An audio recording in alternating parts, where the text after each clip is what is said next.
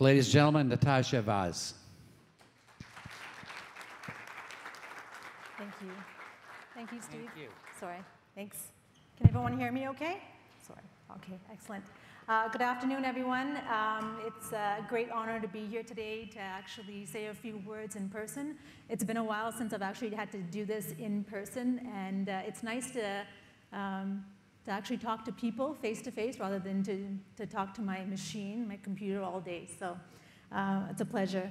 It's also a pleasure for me to get the opportunity to tell you a little bit about our new team, our new company, the new Agnico Eagle, and as well as update you on the Ontario operations and projects.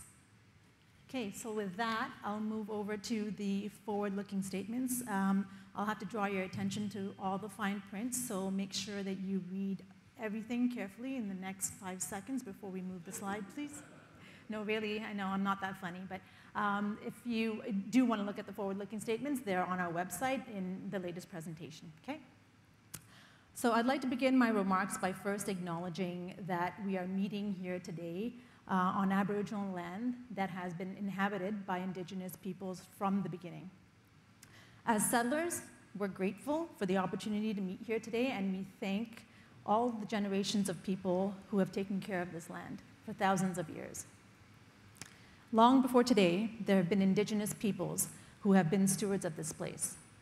In particular, we acknowledge that we are situated in Treaty 9 territory that is steeped in rich Indigenous history, and that the lands that we operate are on the traditional territory of many Indigenous nations today. We recognize this, and we deeply appreciate their historic connections to this place. So as I mentioned earlier, it's an honor to be here today to update you on how the merger of equals is going, and also on our operations in Ontario, and also our projects in Ontario. So sometime late last year, we made headlines when we announced that two great mining companies, Kirkland Lake Gold and Agnico Eagle, were merging to form one of the highest quality senior producers in the world. In fact, Agnico Eagle is now the largest gold producer in Canada and the third largest gold producer in the world. And it's not just these stats that made the merger so attractive. We truly believe that by combining the two companies, we were able to combine some of the best people in the industry, be able to combine the highest quality reserves in the industry, and be able to have the industry leadership and sustainability to build and grow our business for generations to come. So there were different ways that we were able to see the benefit of this merger. The first one is that we benefit from the combined exploration and technical expertise of our teams, and also the strong regional focus that our teams had in some of the best mining jurisdictions in the world, and that includes here in Ontario. We also benefited from the merged financial strength of the company, and that would help us with investing in our extensive pipeline of projects, whether it's exploration or development projects, to drive future growth. We also believe that we'd benefit from the shared roots. Both companies operated in Canada for quite some time. We both have a strong but similar culture. We both share the same values.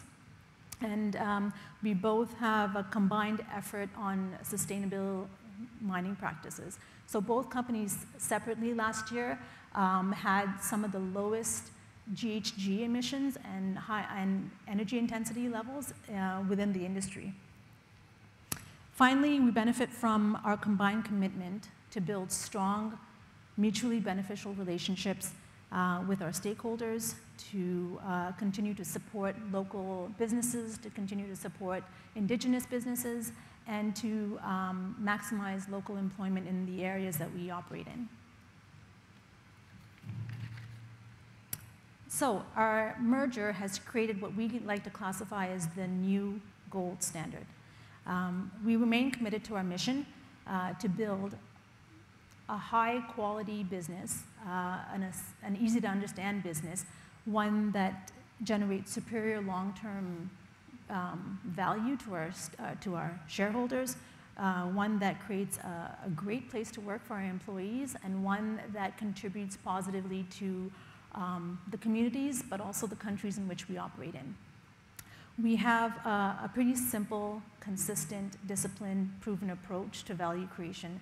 And everywhere we operate, we strive to be an admired member of the community. We strive to be recognized as not just a good neighbor, but a good employer. We strongly believe that in order for mining to work, it has to work for all. And because of that, I am very proud to say that Agnico Eagle has, over time, earned a reputation to be a partner of choice within this industry, for being reliable, for operating with respect for others, for building trust, and for sharing opportunities with all of our stakeholders. So we believe that environmental and social and governance considerations are not a burden to us. It's more of an opportunity for us to get better, to improve on our performance, and to sustain our business for a long period of time.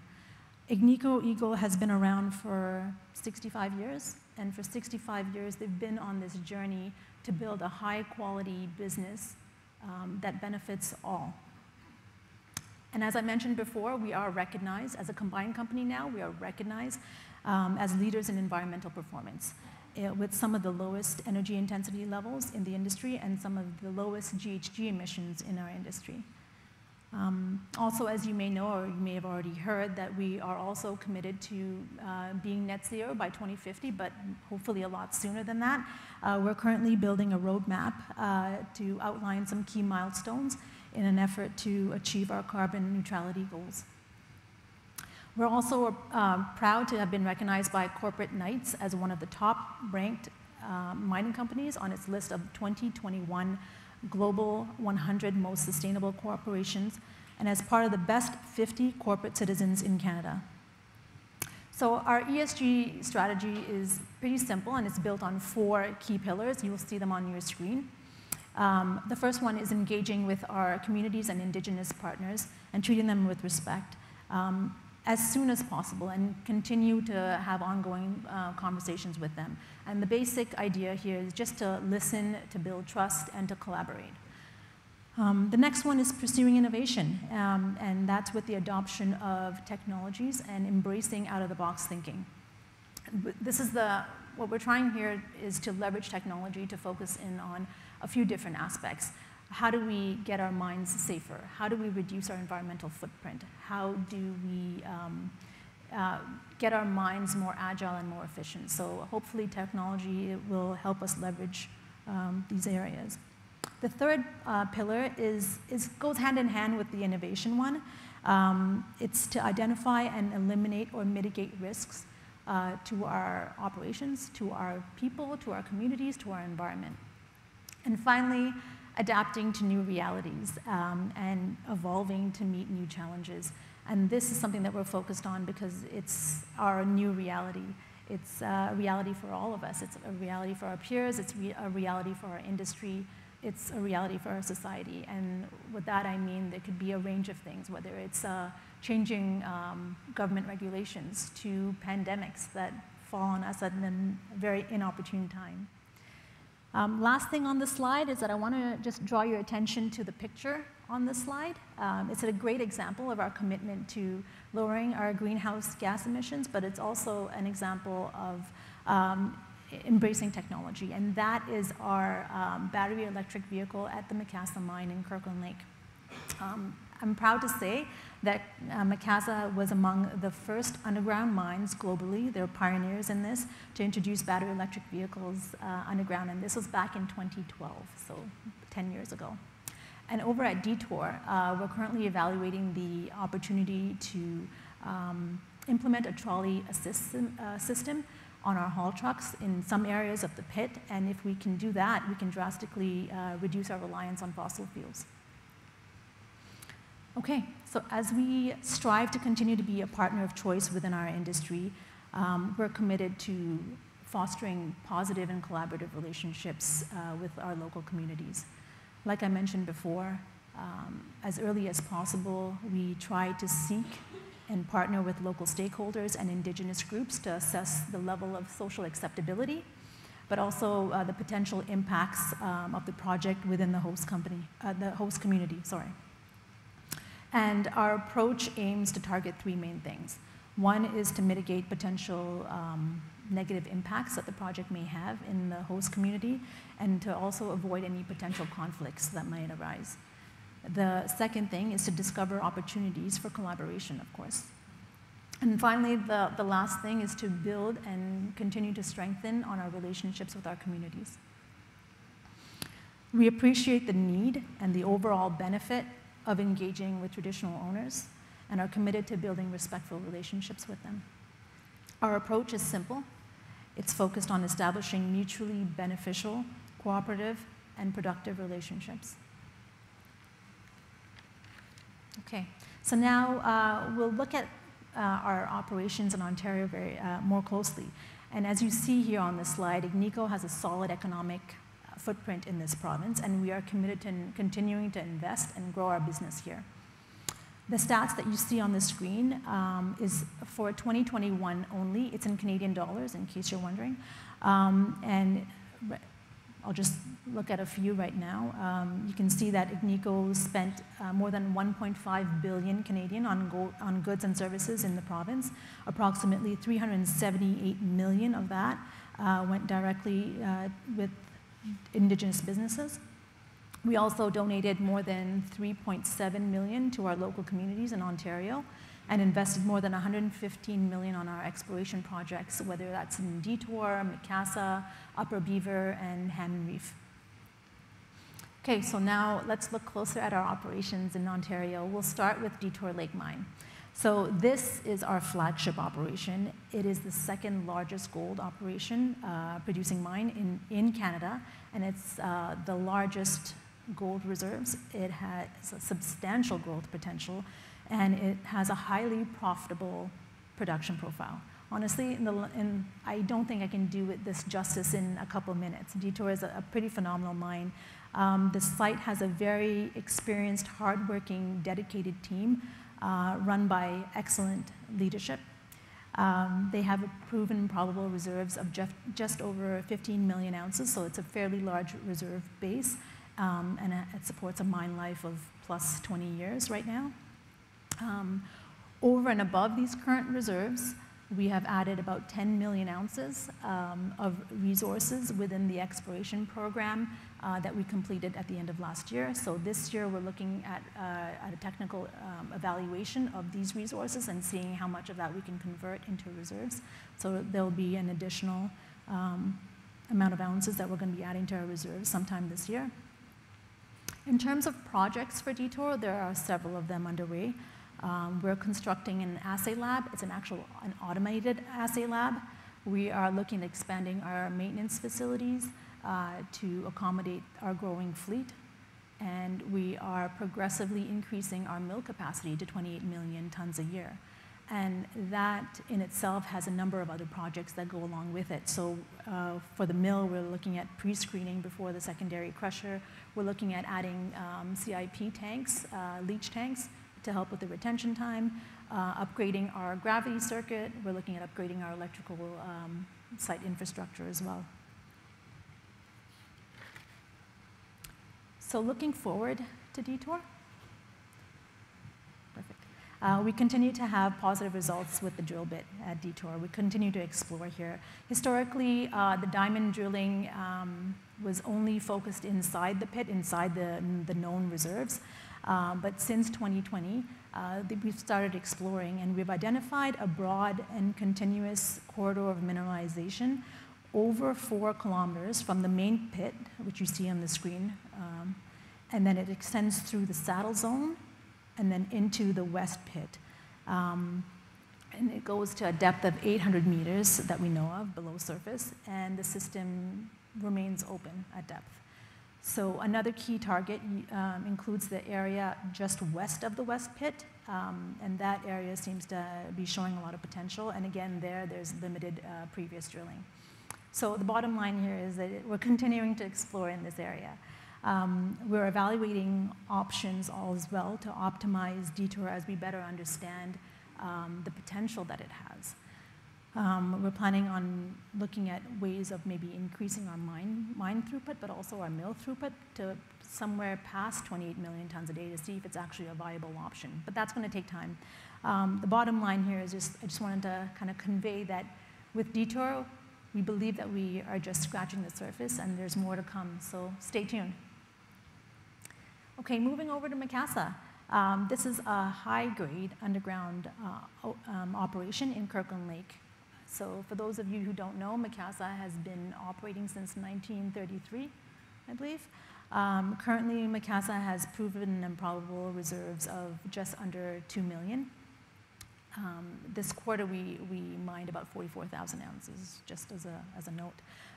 Here, I'm blessed to have another well-run operation with an excellent team on site. There's a lot of projects going on at MACASSA as well. So if you are anywhere near Kirkland Lake Gold, you'll see a new shaft going up. We started shaft sinking there in 2019. We're planning on completing this project at the end of this year on slightly above schedule, slightly ahead of schedule, sorry, and below budget. So we've completed the sinking portion of the shaft in January, and now we're just connecting it to the existing mine, servicing the shaft, and then finishing up the surface infrastructure. So we expect to have that commission at the end of this year, and then starting to increase throughput next year. Another main project that I can speak about at MACASSA is the ventilation project. So MACASSA, like I said, is an older mine. Our current ventilation system can supply us with about 300,000 CFM. We're looking at upgrading that, getting 2 raise bores in, and with the number 4 shaft coming online, we can do about 750,000 CFM. So definitely a big increase in ventilation, and that'll support our increased production in the next few years. Looking forward, we see the potential at MACASSA to create more of a regional mining complex with the amalgamated Kirkland zone. So in the picture, I'm not sure how well you can see that, but there is this green blob close to surface. That's the amalgamated Kirkland Lake deposit. Kirkland deposit. Right beside it, there's some infrastructure that Kirkland Lake Legacy had. From there, we're planning an exploration drift, which is 1.3 kilometers away, and then we can infill that area. So there's potential to get into that deposit and start mining it sometime as early as 2024. But it's an interesting area to be in. As well, from an exploration perspective, we're continuing to extend the mineralization and define the mineralization below in the SMC zone and in the main break and 04 zones. So a lot of exciting things happening at MACASSA as well. Now, looking at a broader view of Ontario operations and key projects, on the map you can see that Ontario is very important for Agnico Eagle's both current and future plans. Not sure about the time, but I'm quickly going to highlight 3 of the main projects that we're looking at. One is West DETOUR, the next one is Upper Beaver, and the next one is Hammond Reef. Okay, so West DETOUR, it's at DETOUR Mine. It's right beside the main pit. It's a proposed expansion of the main pit and is currently in its permitting stage. With this project, the expansion of the existing pit extends the life of the mine to beyond 2040. Then at Upper Beaver, we're currently evaluating it. So Agnico Eagle initially, probably a year ago, I believe, had evaluated this property and it had a good NPV. Now we're looking at opportunities from a synergy perspective because 1 minute left. Okay, sorry. I'll rush it. So there's a lot of opportunity at Upper Beaver. We believe that Upper Beaver has the potential to be a low-cost mine with annual production of anywhere between 150 to, say, 200,000 ounces of gold. There's a lot of work to be done. We're looking at evaluating what kind of infrastructure that we'll have in MACASSA and Holt to use, or whether it's going to be a standalone. And finally, Hammond Reef, we had done a positive internal technical study there. The average annual gold that we saw in terms of the rough math had a 12-year mine life and was approximately about 270,000 ounces a year. low cash cost, low AISC. Initial CapEx was about $1 billion, but there's a lot of work to be done here, but it looks exciting. Finally, just wanted to say that we believe that we have great opportunities to grow in our region, in Ontario. We look forward to working very closely with our team, our partners, our suppliers, our stakeholders, and want to advance things for the mutual benefit of all stakeholders involved. We fully believe that working with a wide range of stakeholders will be critical to our success and to our ability to grow and innovate for the future. And this photo on the screen is a perfect example of how we can work together to succeed. This April, under Duncan King and Larry Lazecki's leadership, DETOUR Lake celebrated reaching 5 million ounces since commercial production began in 2013. It's such a short period of time, but we were able to do so much during that time, and this achievement could not have been done without the hard work and dedication of not only our employees, but our suppliers, our partners, our stakeholders. I'm gonna actually skip it because I think I run out of time. Anyway, as I look forward, I'm very confident we have the team, the experience and the energy to be the new gold standard in our industry. We have the ability to create tremendous value for all of our stakeholders while remaining a high-quality business run by caring, committed, and talented people. So thank you, everyone. Sorry for taking out so much of your time. Okay.